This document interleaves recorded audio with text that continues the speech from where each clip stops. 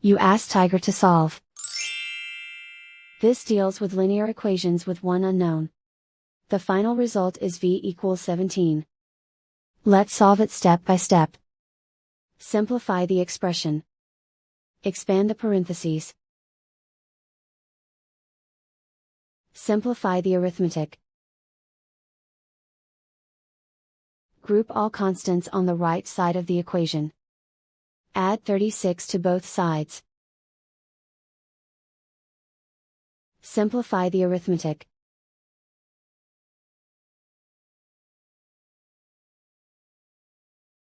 Isolate the v. Divide both sides by 3. Simplify the fraction. Find the greatest common factor of the numerator and denominator. Factor out and cancel the greatest common factor. And so the final result is v equals 17.